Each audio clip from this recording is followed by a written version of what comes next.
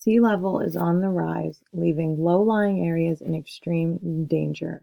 Coastal cities are particularly vulnerable. The entirety of the Netherlands is close to or below sea level.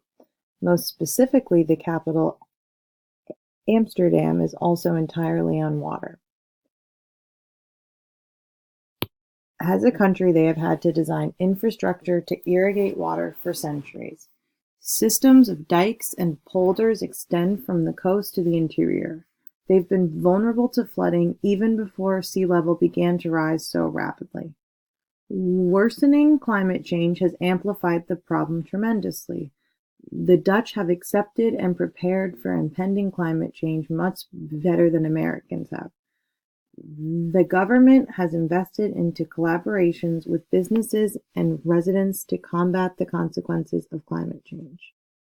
It's called the Delta Program, but as climate change is exponentially increasing, the measures needed to combat the change also keep increasing. With projections of sea level rise growing every year, the Dutch are starting to wonder if relocation is a more feasible option for the lowest areas of the country.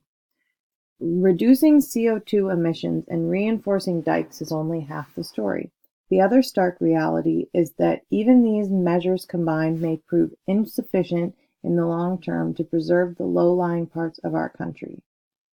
Glaciologist and lecturer in climate change Michelle Helson also calls for a public debate on the issue. Is living below sea level still a responsible option? In the long run, we may not be able to save the west of the Netherlands.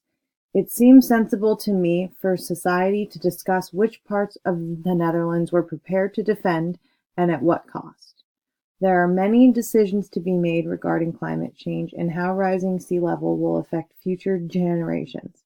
This is a worldwide issue, but especially important for the Netherlands.